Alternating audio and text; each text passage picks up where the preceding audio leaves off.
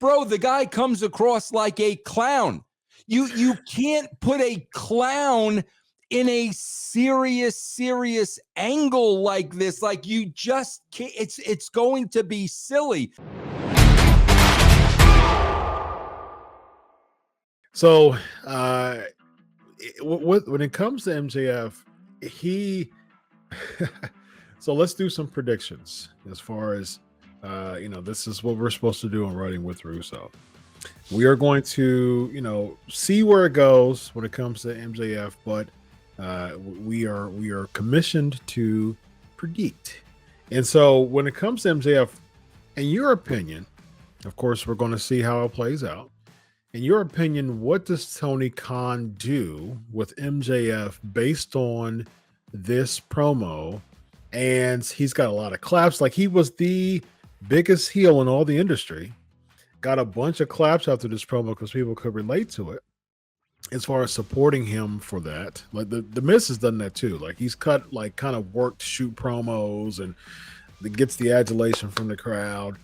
Same thing happened with MJF. Now, does this turn into a babyface run? Which I sure hope it doesn't, because AEW really needs bro. If this is yeah, bro, I'll tell you what I tweeted out there today, which would be, bro, here's the problem. When I was writing this stuff, bro, if you had heat with me, if I had heat with you, I could have cared less if it made good TV. So in other words, like, if Jim Cornette, if there was an angle for Jim Cornette and we could make money, I would call Jim Cornette. I'm not that guy. I will call anybody. I'm not that guy. And that's why times are different today, because the thing I suggested today on Twitter was, and I hope this proves to everybody once and for all, Vince Russo is not looking for a job, because what I publicly tweeted out, bro, was, to me, what would be money would be MJF hires and brings in Eric Bischoff to represent him. So now, bro, Tony Khan's got to deal with Bischoff, because now, bro, any babyface response MJF was getting, throw that out the window. Yes. Bischoff will turn that on a dime. And now, bro, you've got a thing, where, okay, you won't fire him, no problem. He has a contract, but in his contract, he only has to do A, B, C, and D, and Eric will make sure he's not doing anything more. You want him to do something extra? Well, we're going to have to go back to the negotiating. I mean, bro, see, that's the problem. I know Tony, has a grudge with Eric. He has taken some shots at Eric. Bro, forget that nonsense. This would be tremendous television, man. Yeah. And that's what I would do, bro. I would do that in a heartbeat.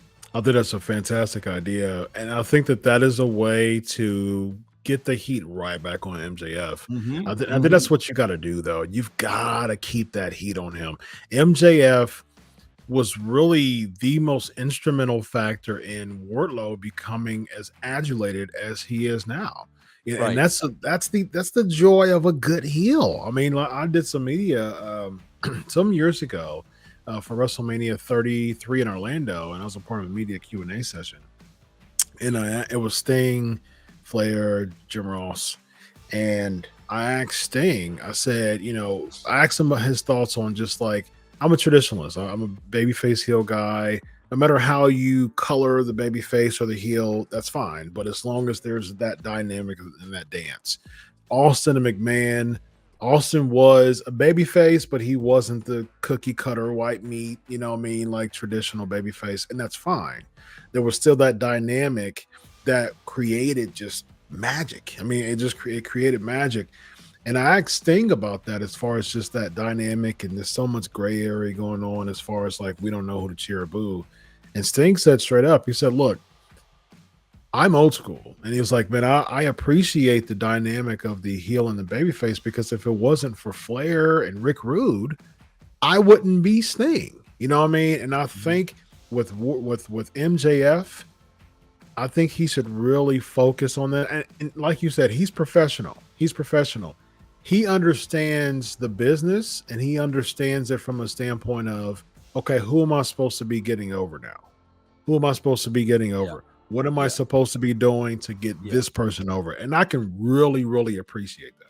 And bro, part of the problem is, let's face it now, the way the story was set up off of the promo, it's MJF and Tony Khan. Right. Versus really, Tony Khan. Right. Wait a minute, bro. You're going to give both of those guys a microphone at the same time. Bro, Tony Khan, listen, with all due respect, I don't know the guy. I'm sure he's a sweetheart of a guy, bro. He's given a lot of guys jobs. Forget all that. I'm talking about what I've seen of him on television, in scrums. Bro, the guy comes across like a clown. You can't put a clown in a serious angle like this. Like, you just can't. It's going to be silly. And bro, that really creates a problem, because even say you brought Bischoff in, bro, Bischoff would eat this guy up. So that's the problem you have. And bro, the only person's fault that is Tony Khan's, because of the way he's represented himself to this point. We just saw a scrum, bro, where him and Meltzer are going back and forth. Who knows more about Iron Man? Bro, you're a clown. So now you're going to put yourself in this serious angle. And what, bro? We're supposed to take you seriously now? That's the problem, bro. I mean, that is the problem.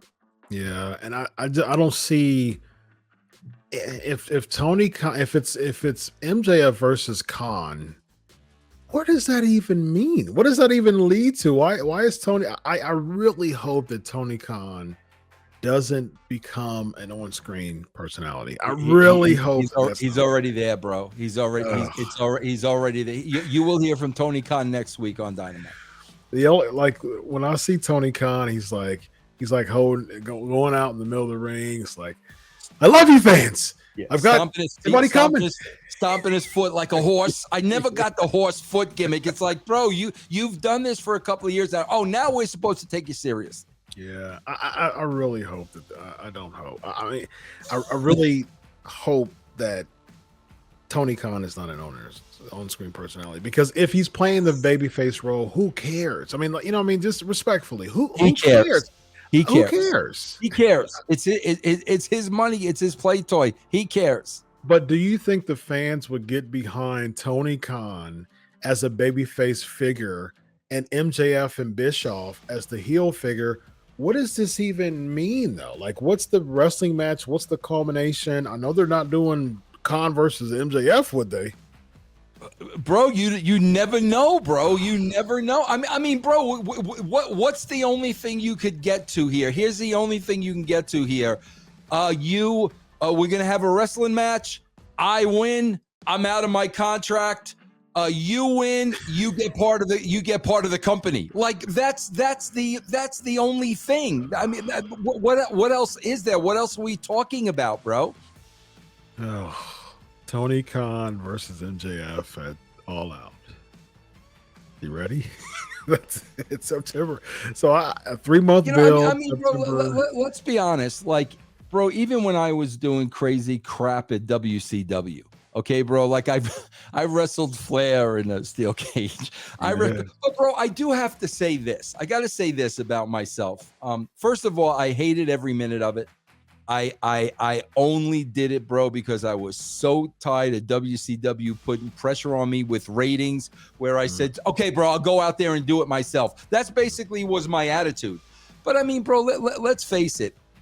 What I had going for me was a couple of things. First of all, bro, I was in New York. I was in New York, and people hate New Yorkers. You know, people looked at me as being arrogant and conceited, and like, bro, people wanted to beat me up. So you had that, you'd want to see me get the crap out of me. Second of all, bro, like, let's be honest, I'm not a small guy. You know what I'm saying? I mean, I'm a pretty big dude. So like, if I'm in there with somebody and like, oh man, if Russo lands a lucky punch, like there was, and plus, I would be dirty. I would kick in the groin, like whatever it took coming from New York. Mm-hmm. This is a dweeb. Like this is like what could he? So what, bro? He's gonna bring somebody in to wrestle for him, and is. I don't know, bro. I from what I have seen, I don't think they've really thought through the end game, because what could the end game possibly be? That's the thing. I mean, like you said, either it's Khan versus MJF, which fans will just crap all over Khan, or it's Khan bringing in another shiny toy to go against MJF, which we've seen so many shiny toys that it's diluted the whole appeal of the debut. We just saw Johnny, and I'm Hennigan, John Hennigan. I've interacted with him several times. Just the nicest guy to me, but I'm looking at him and I'm just like, okay, you're coming in, you're buying the contract of Johnny Elite for his television appearances to be losses. What are we doing here? And it's like, even you promoted MJF speaking, the heels of a pay-per-view, you even promoted MJF speaks before Dynamite, and they still didn't reach 1 million viewers. It's like, what is left here? That's the thing too, Chris, because I was really listening to you at the beginning of the show, and I think there's one thing we really, really lose sight of. When you were talking about, when MJF first signed compared to how over he is now and this, that, and the other thing, bro, we have totally lost the concept of over. Bro, he's over to the less than 1 million people that watch AEW. Correct. Bro, I promise you, outside of that, bro, if I go upstairs to my wife right now and say, hey, what do you think of MJF? No, nobody knows who he is, bro. That's where we're losing it, bro. The niche audience knows. Outside of that, they don't know who this dude is, bro. Yeah, I agree with that 100%. I mean, Road Dogg and I actually had that same conversation. I agree. I'm an old school person, and when I say over, I'm just being super subjective. I mean, because to me, over is The Rock. Yeah, bro. To me, over is the airport test. You walk through an airport and everybody knows who you are. Like that's MJF walking through an airport. AEW, if there's an AEW fan, not the world, bro, not the world. Indeed. You know who does pass the airport test though?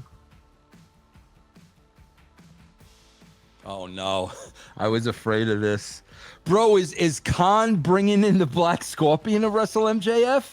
Black Scorpion. There's rumor that you may be joining AEW as Tony Khan's henchman to take on MJF. Is there any truth to that?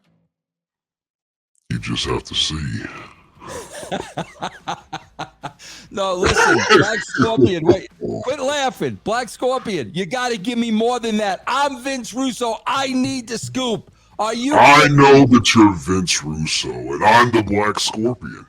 I know you're the Black Scorpion. Are you going to be Tony Khan's henchman? Yes or no? I don't give yes or no answers. You listen to me. I am the mysterious one. I create the mystery.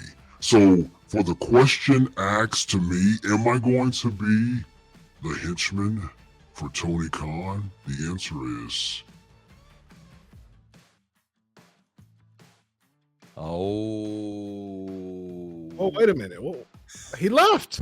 Wow. Whoa, are we gonna make headlines tomorrow? The Black Scorpion was on this show. Is that gonna be anywhere? How come nobody's reporting the Black Scorpion?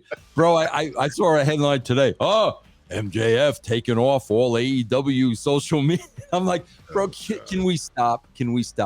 The scoop is We're the only show to have the Black Scorpion. Yes. Why is nobody talking about that, Chris? Why? Yes. That's huge news, man. It is huge news. I mean, we haven't seen a Black Scorpion in 32 years, Vince. We haven't seen him since 1990, man. He's back after 32 years, a 32-year absence. The Black Scorpion's back, man. And so I agree with you. Sportskeeda, we need to see more clips of the Black Scorpion. I was just listening to the Writing with Russo from last week, and the Black Scorpion made an appearance there, and it was pretty riveting. He was talking about how much he's in the attics and the creeks and the crevices, and like, and nobody talked about it. Nobody talked about it. I mean, that's scary, man. That's super scary, man. So, hey, we may see the Black Scorpion as the henchman for Tony Khan, man. I'm going to try to get more. I'm going to try right here next week. I'm going to try to get more out of the Black Scorpion. I think, the saga continues. I think we're going to try to, this is a bunch of pieces to this puzzle. And we're trying to put the pieces together now. I think we're getting somewhere. Yes. But will he appear next week? Will he not? We just have to see. Yeah. The fact that he's been coming on the show consistently is a big plus. Mm-hmm. Yeah. So he's starting to feel a little comfortable. So maybe he'll start opening up a little, bro. Or maybe he won't even appear because he's starting to feel like he's getting a little bit too comfortable. We're going to have to tune in next week. Just have to see. Yeah. Ladies and gentlemen, this guy right here, Vince Russo. I'm Dr. Chris.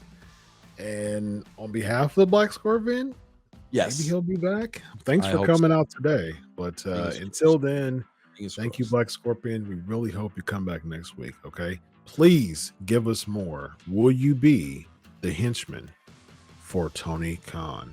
Yes or no? Yes.